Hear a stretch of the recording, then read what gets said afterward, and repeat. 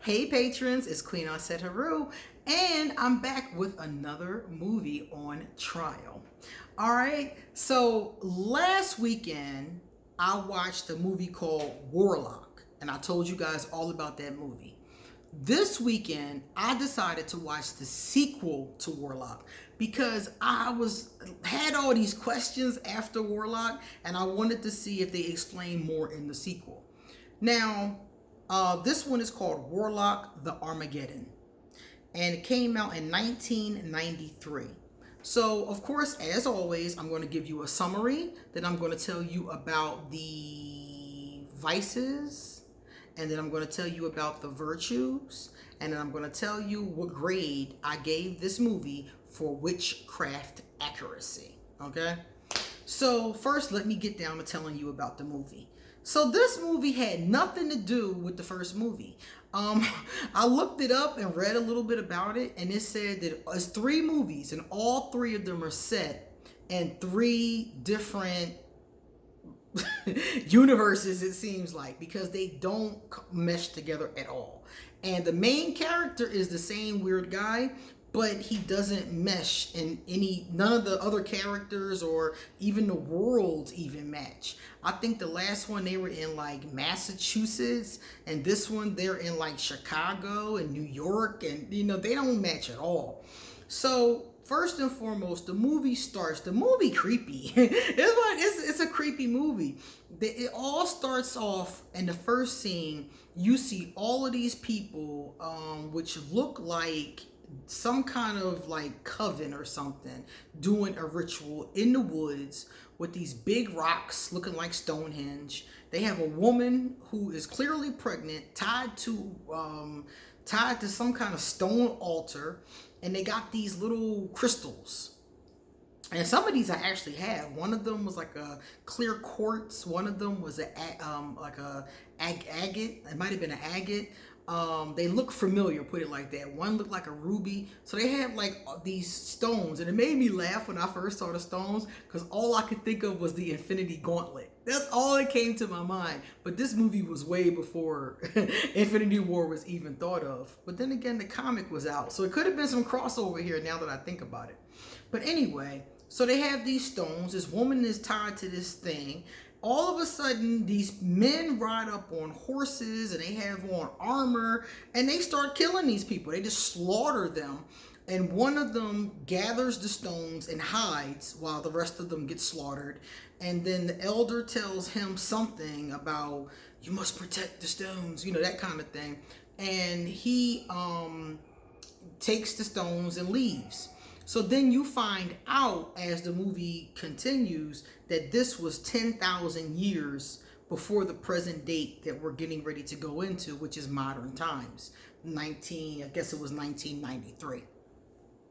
So here we are 10,000 years later. So 10,000 years later, these crystals, just like the Infinity Stones, have been scattered all over the place. And this guy has to go, the Warlock, has to go find them.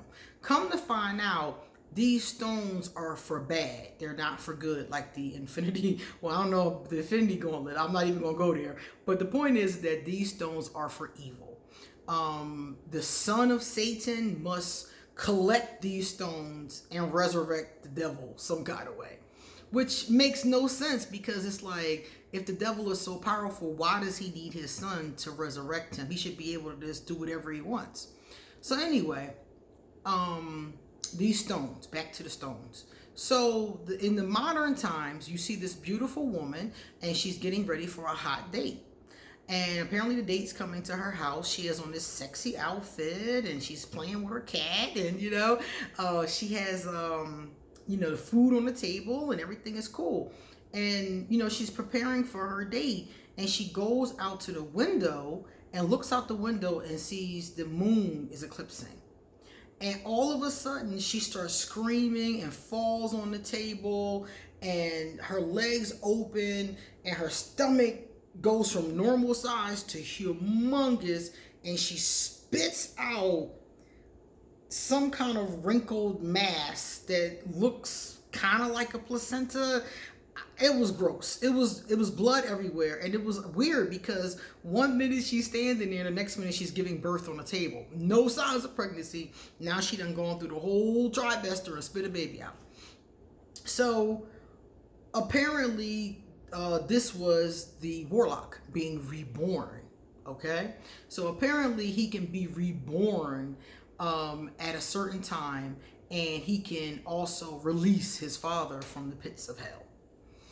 So for the rest of the movie, the warlock is killing people because he is a murderer, man. He just kills anybody. He don't even kill people for a reason most of the time. So for the rest of the movie, he's trying to collect these 5 stones. He's killing people along the way. You find out that there are some modern day druids who are still maintaining the peace. These are the kind of men who came and killed the first men. There's still some of them maintaining the old ways. And there's 2 warriors, a male and a female, and they both, of course, live in the same town. They both, of course, have a crush on each other, you know. So these 2 warriors are the ones who are chosen to fight the son of Satan. So the druids, the old druids that have been keeping these secrets and these old ways, help the 2 young people. And at the end of the movie, they're able to destroy him. And they got 4 of the stones, but one of them he was able to, he like raised his hand out the ground and grabbed it, or you know, something crazy like that. And it was just like reminded me of Freddy Krueger when there was Jason versus Freddy, and Freddy's glove came out the ground and grabbed Jason's mask and pulled it down. It kind of reminded me of that. I'm starting to think maybe all of these movies have a connection somewhere. But anyway, that was the end of the movie. He pulled the stone into the ground. She grabbed the other 4, and he was dead. He had exploded, and they ran away. So that was the end of the movie. Now, this movie wasn't very good. These movies, I don't know about the 3rd one because I didn't watch the 3rd one. But the first 2, first of all, I don't like the warlock. The witch character, the shaman, the magic character, they call him a warlock. I don't like him.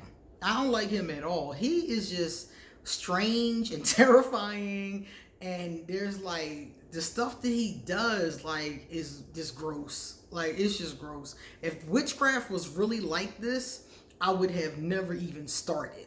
You know, just watching the stuff that he does, like the woman who gave birth to him, quote unquote. After she gave birth to him, he killed her dog for no reason. Then he killed her for no reason. Used her flesh to animate and the devil, so the devil could talk to him through her body. He stuck his fingers in her neck or something like that. And then he like cut off a part of her stomach and used it as a map. I mean, it was just gory and gross for no reason. Anyway, that was the basic storyline. So now I'm going to tell you all of the vices. So this movie had 17 vices. And let me tell you what they are. Vices are things that could never happen. Witches would never do these things, or is very unlikely. Number 1.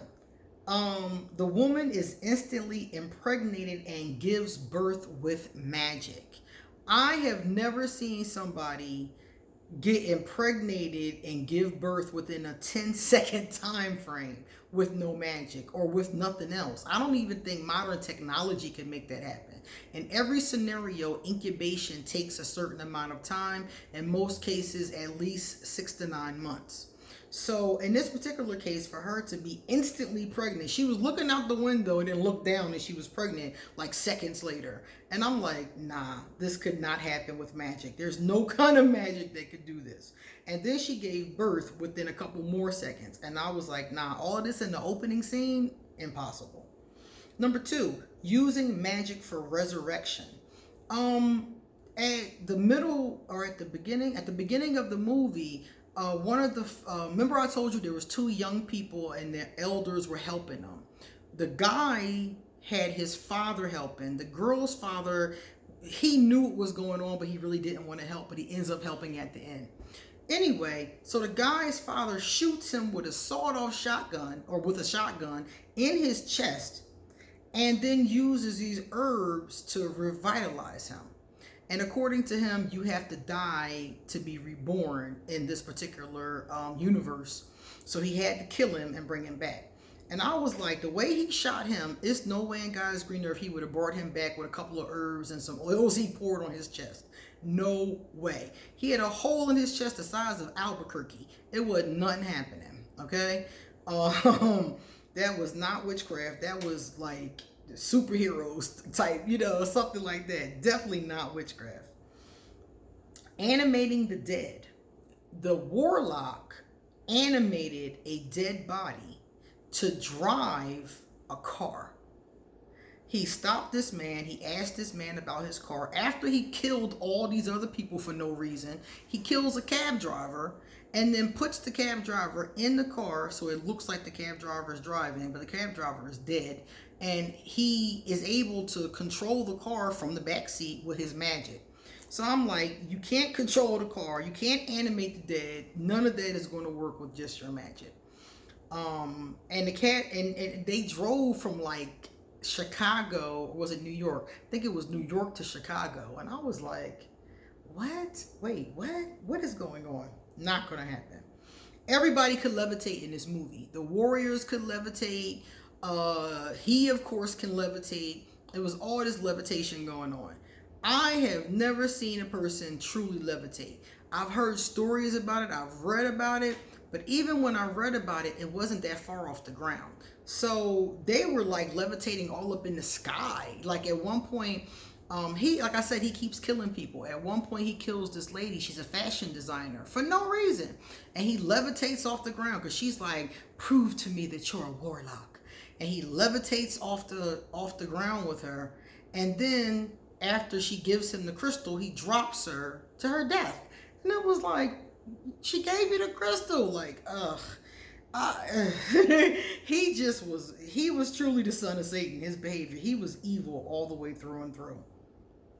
Then drinking blood. At one point he starts drinking this guy's blood because they were putting a spell on him and it was hurting him. And then he turns around, he's like, bleeding and all this stuff.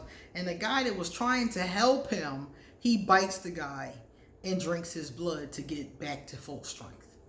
And I'm like, this is really a demon, for real. Like, for real, because he has no conscience. He's just straight up evil. So that made a lot of sense to me going along with his character, but it didn't make his character any more likable. Telekinesis. They all got extreme telekinesis. The warlock has it. The two warriors have it. They throwing around baseballs. I mean, it is extreme telekinesis. I've never even imagined telekinesis that was this strong. This is, my opinion, is more like a superhero. Superheroes have that kind of telekinesis, not witches. Trapping people in a mirror with magic. Some kind of way he trapped this man in a mirror. He killed the man's partner. He killed her for no reason. And then the man had the stone. He wouldn't give him the stone. And so he starts chasing the guy through these mirrors, these funhouse mirrors. Then some kind of way, he magically puts the guy in the mirror and takes the stone. And I'm like, really? So you magically hocus pocused him into a mirror. So I'm sure there's some like folk tales about using mirrors or about covering mirrors so spirits won't enter them. I've read and seen a lot of that, especially from the Old South, but never a spell where you can actually put a living person in the mirror. The next one, used magic to close a woman's mouth. He walked into this place. It was like a company. And the secretary was like, excuse me, can I help you? Excuse me. You know how secretaries do. They keep on saying, can I help you? Excuse me. He turned around and was like, shut up. And skin grew over her mouth. And she was like, And I was watching like, what kind of spell was that? Like, oh my God. So her mouth was completely covered over with skin. So I was just like, oh, wow. Okay. So again, something else that cannot happen. Turned a man into a statue with magic. So the the woman who was the secretary, her boss was the man he was coming to see because he had one of the stones. So he goes into the room and the guy is sitting in there and he's like, what do you want? Like, what are you doing in my office? How did you get past my secretary? And basically he makes a deal with him. Never make a deal with the devil's son. He makes a deal with him that if he gives him the stone, he will give him the most incredible piece his collection has. So the guy is greedy and not too bright, and he says, okay, and he turns him into a Picasso statue. And I was like, what kind of magic is this? He basically did his hands like this, and the guy's body started wrenching, and and the next thing you know, he had squashed down to the size of like this big, and he was a full colorful statue. It was a beautiful statue though. And I was looking at that and I was like, what magic though? Nothing happening. Next, magic map made of skin. I told y'all he cut that lady, his mother, he cut her skin off her stomach. And on it, throughout the rest of the movie, he had this magic map that he was following to find the stones. And I just was like, first of all, you're not making a magic map of skin. And it's moving. It's like a GPS, basically. It reminded me of Uber Eats. You know how you can watch them where they are? That's exactly what it looked like, but it was on flesh. And it was gross. And I was just like, explosion with magic. At one point, he blows up the whole building. You don't see how he does it, but he just falls into this building and he blows the whole building up.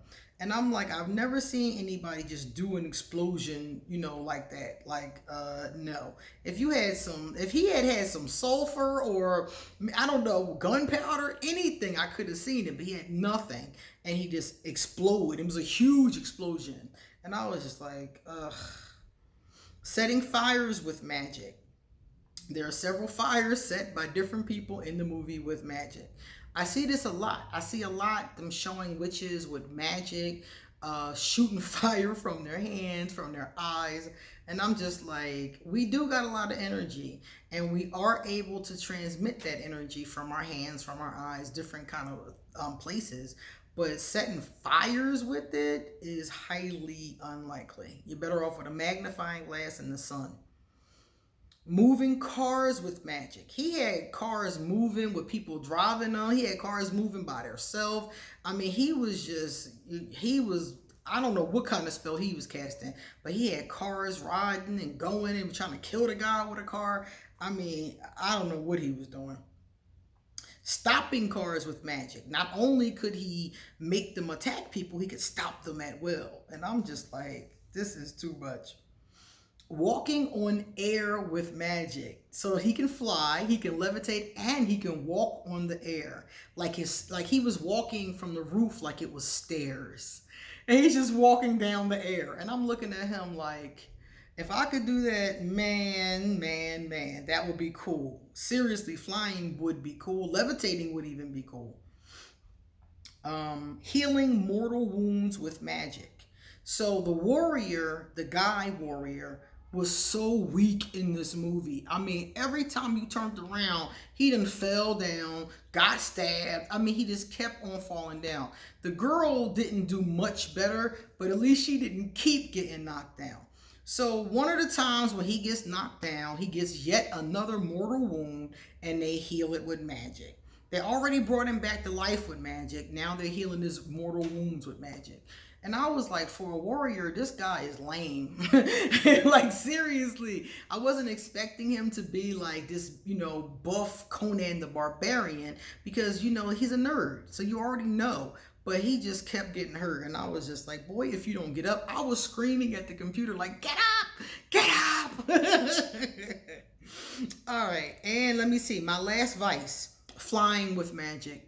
The warlock was flying around, and it looks so unrealistic, y'all. These movies did not age well. Seriously. I've seen other movies like Superman and some other ones when they were flying that did age pretty good, but this did not. His flying looked fake even for that time period, if you ask me. So those are the 17 vices. Now we have 9 virtues, 9 things that could have actually been. Well, the first thing that was something that actually is are the druids. They mention the druids in the movie. Now, if their information is factual or not, I think it's more historical fiction. I don't know how much people know about druids because I've never sat and read about them. I've just heard about them from people who were into different types of European magic. They talked about it, but I don't know much about it. I've never read up on it, but I know it is a group of people that may have actually existed during, I'm not sure what time period, but it was ancient times, put it like that. So they are supposed to be, real characters from history. Rune stones. There are something called runes. I actually have a set of them now that I think about it. They're from the Norse tradition, and runes are used for divination. In the movie, they weren't used for divination. They were used to like resurrect the devil. You'd have each one in the right place to resurrect them. But in real life, these rune stones are used for divination. They're still used to this day. And some people are really talented at reading with them. I've read with them a few times, but I really didn't take to them. Even though I do love the Norse tradition, I love Loki. I love Loki so much. So I love different aspects of the Norse tradition, but I didn't really take to the runes. But they're ancient from what I understand. They're very beautiful. A lot of different, some people make their own runes. I've seen them made of stone. I've seen them made of wood. And they're basically just little things like that. And they have different, carvings on them. And based on, you shake them up, and based on where they land, you can tell somebody whatever they say. So I didn't do a lot with them, but I did play with them for a little while. And I really do, and I think they're beautiful. Number 3, importance of the sun and moon in magic. The sun and moon are extremely important in magic, and they talked about that a lot in the movie, even though it was kind of Hollywoodified. The moon is very important, especially the moon. We cast our spells around the phases of the moon. The moon is very important, even when you cast a spell, like when you cast on the full moon or the new moon. If you cast on the new moon, it's things that you want to bring towards you. If you cast on the full moon, it's pretty much anything. If you cast on the moons after the full moon, it's things you want to go away. So we use the moon a lot. I haven't had to use the sun as much, but there is some magic, a lot of magic that can be done revolving around the sun as well. But the moon is the most important one in my personal practices, along with the planets too. They didn't really mention the planets, but they did have you saw the moon and stars on the girl's bedspread. You saw the planets on like this poster or some kind of figurine thing they had in the corner. So you did see them represented even when they weren't being talked about. Other things I saw that I liked, I love the use of crystals. I love crystals, and many of you know that. I have quite the crystal collection. As I look around, I have quite the collection, and I still buy a lot of crystal kind of things. I like crystal jewelry, my bracelets are crystals, my necklace. I love crystals, so I love that they used crystals. They didn't use them correctly, in my opinion, but I like they at least used them and they were recognizable. Like I was looking like, oh, I've seen these before. So they were recognizable. So that part was cool. Herbs. There was a lot of use of herbs in their magic, which is something that witches definitely use. Herbs, oils was used as well, and we used them too. And candles, lots of candles, and we do use lots of candles. And this ritual was being done in the woods. So when the movie's opening, they're doing a ritual in the woods. And when it's closing, they're doing the ritual in the woods. The same ritual, trying to raise the devil. And in the first ritual, she doesn't get to give birth because they murdered her before that had a chance to happen. Because I'm assuming if she had given birth, they would have raised the devil right then and there. And that was supposed to bring about the end of the world, end of the universe as we know it. So that was the other thing. The rituals began and ended in the woods. I really did like the moon and stars decor. I talked about the importance of the moon and stars because they talked about it. Oh, when the moon is in this space. But I really liked the decor. I loved her bedspread and some of the other things that had the moon and stars on them. I thought it was cool. I like that in real life, so it was really cool to see it in the movie. Signs. There are a lot of spiritual signs. There are a lot of signs that people to this day talk about. For example, repetition of numbers. I see 444 a lot recently. I used to see 1111 all the time. Different people tell me different numbers. One friend, she keeps seeing 777. Every time she sees it, she takes a picture and sends it to me. It's like a game at this point to see how many times in a day she will come across 777. So numbers, and in the last movie, they said when milk turns sour for no reason, these are all signs. So in real life, we have different signs. Different groups believe that the eclipse was a sign, that Halley's Comet was a sign. So different things have been seen as signs in real life. So this is true. In the movie, it was birds dying, it was bugs everywhere, and it was raining blood at one point. The one about the bugs really stood out to me because they always say that if you find yourself with an unexplained infestation, one of the things that demonologists say is that you could have a possession. It depends on a number of other factors because, mind you, they're not giving out that title easily. But it is one of the things that can show that you have a some kind of demonic energy in your home. And they said that what happens is it's like an unexplained infestation. So like you clean and you get exterminator and you keep getting this infestation and then all these other signs as well. So we do still see signs in spirituality. Spells. Many spells were cast. I liked it. At one point he had like a scroll. The warlock was casting spells too, but of course they were bad spells that do horrible things to people. So but all of them, the warriors, the druids, and him were casting spells. The druids were trying to destroy him with spells at one point. And then it says hearing the trees. That was the last one.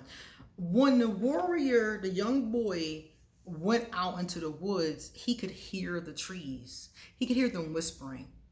And anybody who's really into nature and the earth will tell you that the earth talks to you. The trees, the animals, the plants, if you know what to look for, they give you signs. They talk to you.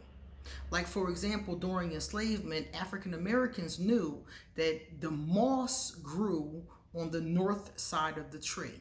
I read this a million times in slave narratives and all kinds of stuff. And it said that you look for the north side of the tree by finding the moss. So the moss is on the north, and then that leads you, because they're supposed to be going north, to keep on going north towards Canada, basically. So the earth talks to us, like in this case, the moss is showing you where to go. So the trees and the plants, and they do talk to us. Like here in Costa Rica, whenever there's a bad storm coming, and I have right here, you can't see it, but there's a window right here. And whenever there's a bad storm coming, I can see birds flying in a circle. I look out the window and I'm like, oh shucks, a bad one is coming. And that's what they do. They start flying in a circle. And anybody else who, sees this, it's like, oh, the birds are playing. They're stretching their legs. But I've been here long enough to know a storm is coming, So Native Americans, all kinds of different groups, our ancestors in general knew this knowledge. They were much more in tune with the earth because they lived literally on the earth. Nowadays, we live in these structures where we don't even touch the earth a lot of times. Many of us don't do things like walking barefoot in the grass anymore, And one of the things I really liked about it when he went through the whole thing with the trees is that Native Americans have this ritual where they hug the trees, and I thought that was really cool. All right, guys, it's time for me to get going. So I gave this 17 vices and 9 virtues, which means it has an F. It has an F. This movie has so many vices in it, and I like I told you, some things about it, but it was so Hollywoodified. And if you were watching this movie thinking that you were getting an accurate portrayal of witchcraft, only 9 of the things that are on this list could have actually occurred. So you would be getting a horrible, a horrible portrayal. I think in the last one I gave it a D, and this one I'm giving it a straight up F. I didn't like the movie, but I didn't give it an F because of that. Because I can not like a movie and still give it an A, but I didn't like it, and it wasn't good as far as this accurate portrayal of witchcraft.